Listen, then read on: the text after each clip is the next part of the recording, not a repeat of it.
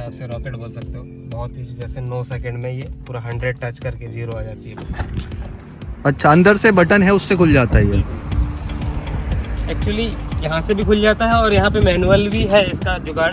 अगर ये कभी बाई चांस ऐसा हो कभी किसी के साथ लग जाए तो सबसे ज़्यादा मेजर प्रॉब्लम इसी में आ जाएगी। नमस्कार दोस्तों, स्वागत है कालिक छवि के एक और नई वीडियो में। तो अभी अपने बीच है टाटा पंच का एक ऐसा गजब का ऑनरशिप रिव्यू लेके आए हैं जिसमें हम बात करेंगे ऑनर से कि क्या कुछ चीज़ें आपको इस गाड़ी के साथ मिल जाती हैं। और तो मिलते हैं पंच के ऑनर से और किस तरह से, कितने की क्या पड़ी है, क्या माइलेज है, वो सारी चीज़ें डिस्कस करेंगे गाइस। तो वीडियो में अंत तक बने रहें।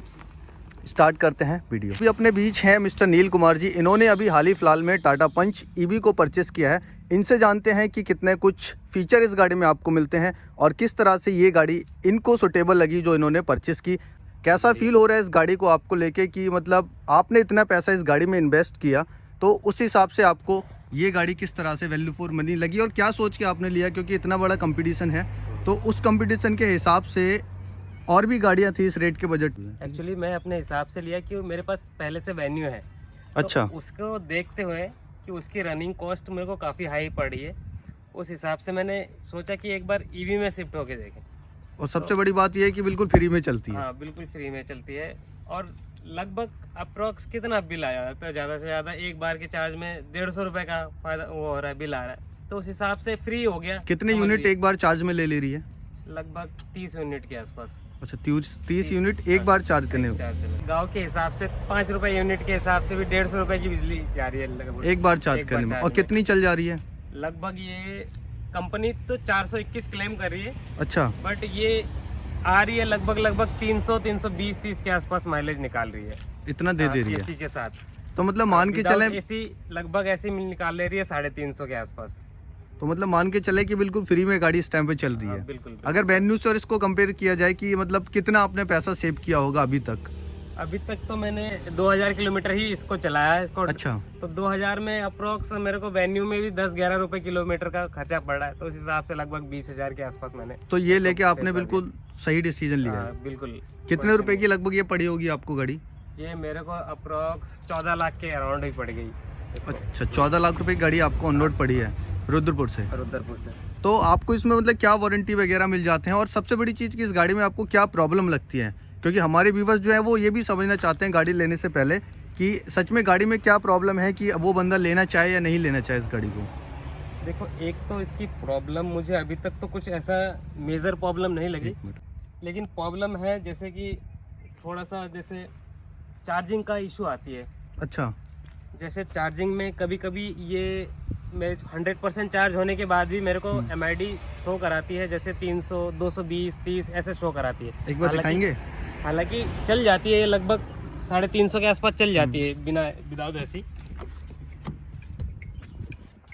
किस तरह से आप कहना चाह रहे हैं?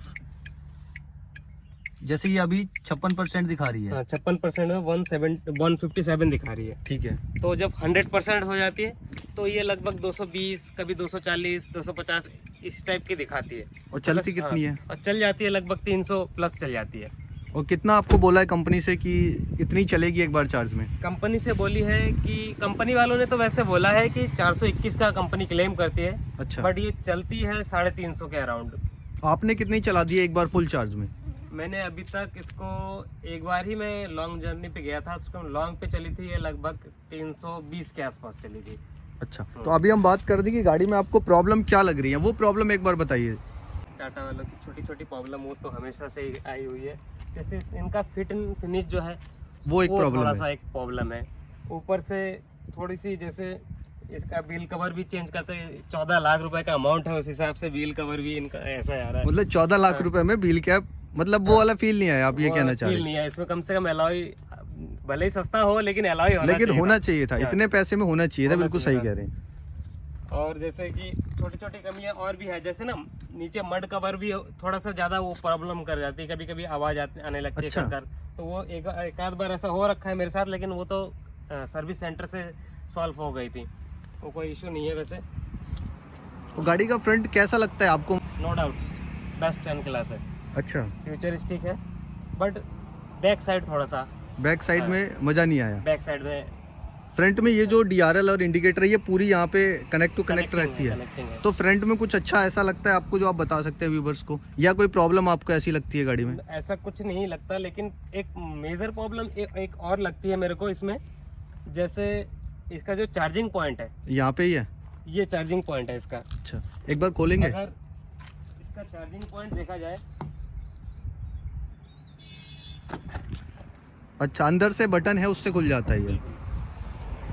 एक्चुअली यहाँ से भी खुल जाता है और यहाँ पे मैनुअल भी है इसका जुगाड़। अगर ये कभी बाय चांस ऐसा हो, कभी किसी के साथ लग जाए, तो सबसे ज्यादा मेजर प्रॉब्लम इसी में आ जाएगी। ये हाँ, सबसे बड़ा मतलब मेन पॉइंट है। आप कहना चाह रहे हैं कि इसकी रिप्लेसमेंट जो थी वो साइड में होनी चाहिए थी, बिल्कुल साइड में, जैसे टियागो या फिर नेक्सॉन में है। नेक्सॉन में है जैसे। बिल्कुल सही कह रहे सबसे ज्यादा है। हैं। तो ये गाड़ी चार्ज होने में कितना टाइम ले लेती है एक बार?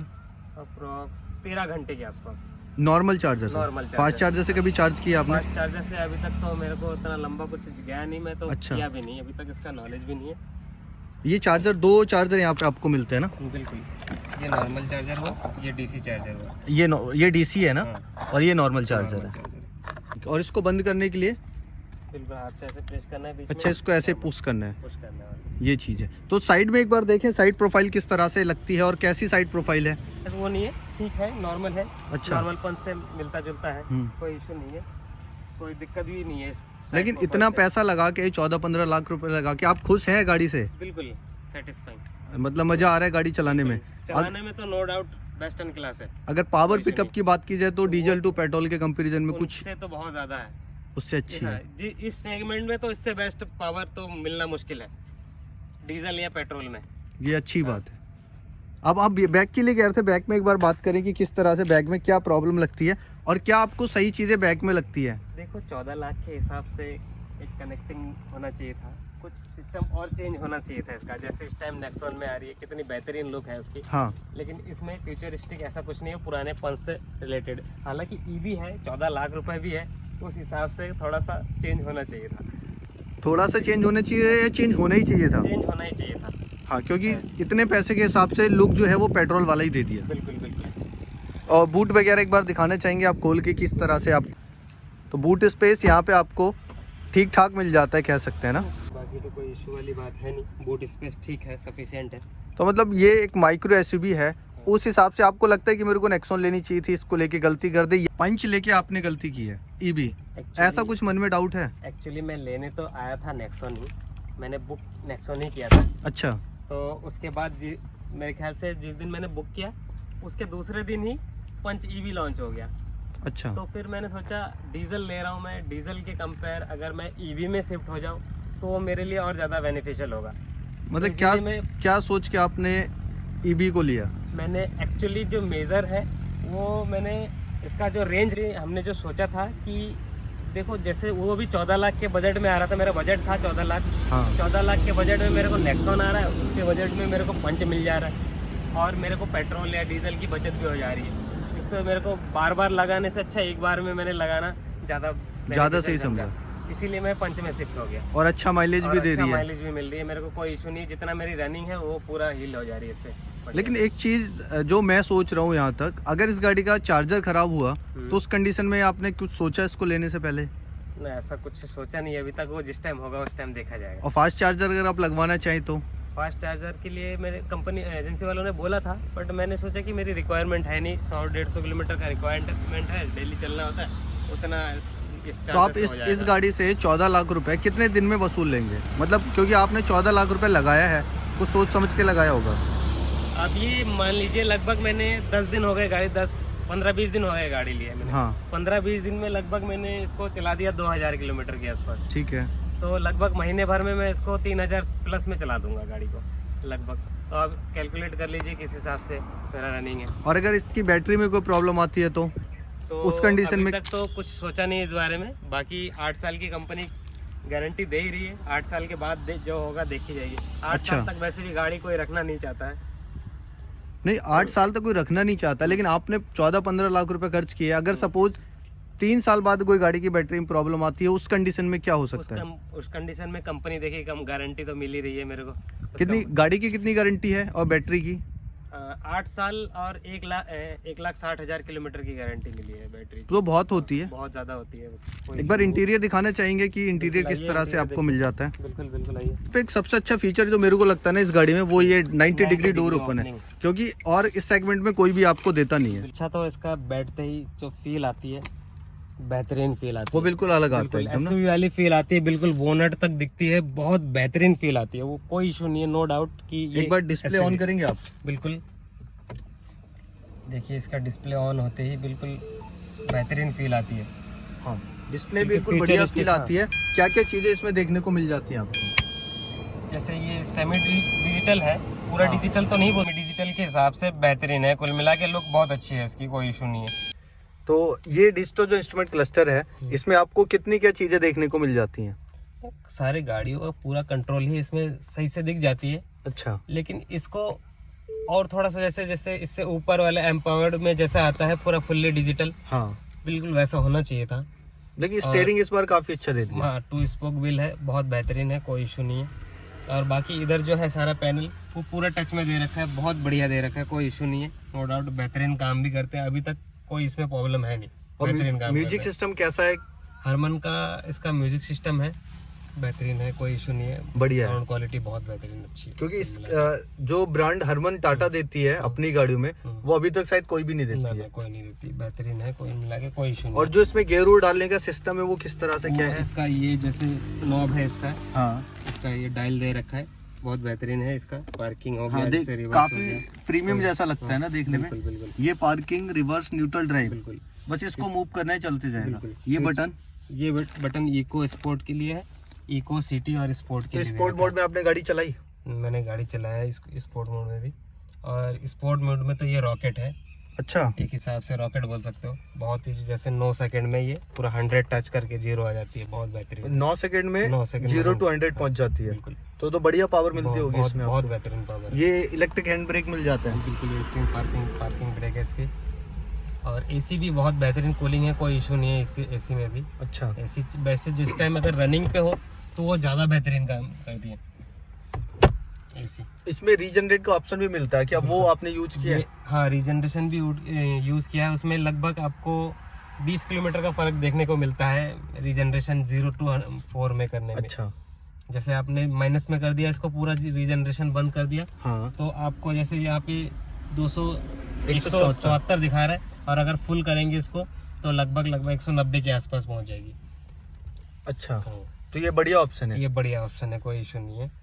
और बाकी पहाड़ों में जाओ तो पहाड़ों के लिए तो बेहतरीन है कि रीजन, पहाड़ों के लिए बेहतरीन है। लेकिन अभी पहाड़ पे सपोज कुछ लोग बोलते हैं कि ये सक्सेस नहीं है, जैसे अगर चढ़ाई पे गाड़ी बंद हो गई तो उस कंडीशन में क्या होगा? ऐसा तो कुछ दिखा नहीं मुझे। अगर पहाड़ों पे चढ़ाई पे बंद भी हो रहा है तो इसका ऑटो हील का जो सिस्टम है वो अपने आप ब्रेकिंग अप्लाई कर देती है, कोई इशू नहीं है इसमें चलाने में। अभी तक तो मैंने, जहाँ तक मैं रामनगर गया हुआ था बीच में, लेकिन मैं उसमें तो मेरे को पहाड़ में कोई इशू नहीं लगा। मैं रामनगर 2 बार जा चुका हूँ। बढ़िया है, बहुत बढ़िया है, कोई इशू नहीं है। पहाड़ के लिए तो बहुत बेहतरीन है मेरे हिसाब से। तो बाहर चलते हैं। बाकी हाइट वाइट ग्राउंड क्लियरेंस वगैरह बढ़िया मिल जाता, ग्राउंड क्लियरेंस वगैरह सब बढ़िया मिल बहुत जाता है। बेहतरीन है, कोई इशू नहीं है। तो आप इतने क्या, में तो 190 mm तो बहुत ज्यादा होता है, कोई इशू नहीं है इसमें। हाँ, ग्राउंड क्लियरेंस तो अच्छा मिल जाता है। तो आप क्या सजेस्ट करना चाहेंगे लोगों की कि बिल्कुल, पंच ईवी मैं लेनी तो कहता चाहिए? हूँ जिनकी रनिंग अच्छी खासी है वो ईवी पे शिफ्ट हो, बहुत बेहतरीन है। फ्यूचर भी है हमारा ईवी, तो ईवी में शिफ्ट हो सकते हो। कोई आने वाला टाइम तो वैसे ईवी का ही है। ईवी में शिफ्ट हो सकते हैं, कोई इशू नहीं है। क्या इसमें आपको सेफ्टी वगैरह कैसी मिल जाती है? क्योंकि सेफ्टी तो 5 स्टार रेटिंग है, बिल्कुल, सबको 5 पता है, स्टार, बिल्कुल। लेकिन और इसमें साथ में 6 एयरबैग कंपलसरी हो गया है, वो भी। अच्छा, बाकी इसमें एक चीज की नेगेटिविटी मेरे को ये लगी, जैसे इसका जो सीट बेल्ट, इसमें लोड सेंसर होता है, इस हाँ। पीछे वाले में नहीं दे रखा है। ये टाटा की कॉस्ट कटिंग बोल सकते हो, या अच्छा। फिर और कुछ बोल सकते हो। हाँ। इसमें अप्रोक्स लोड सेंसर तो होना चाहिए था, नहीं तो बिना, अगर कोई है भी नहीं इसमें, फिर भी इसमें सीट बेल्ट लगा के रखना पड़ेगा, नहीं तो आवाज करती रहेगी टी टी टी टी करके। अच्छा, ये एक प्रॉब्लम है। तो ये तो मतलब बहुत परेशान करने वाला फीचर हुआ ये। बिल्कुल, लेकिन सेफ्टी भी मिलती है। सेफ्टी मिल जाती है कुल मिला के। अब सेफ्टी के साथ एक लोड सेंसर होना चाहिए था कि लोड आते ही वो अगर सेंसर बंदा लगे, हाँ, कोई पीछे बैठा है तो फिर तब काम करे वो। तब काम करे। वो चीज इनमें दिया नहीं है, ये एक बेकार चीज लगा मुझे। बाकी तो कोई चीज ऐसा है नहीं। बाकी और कुछ इस गाड़ी में ऐसा आपको लगा जो प्रॉब्लम है?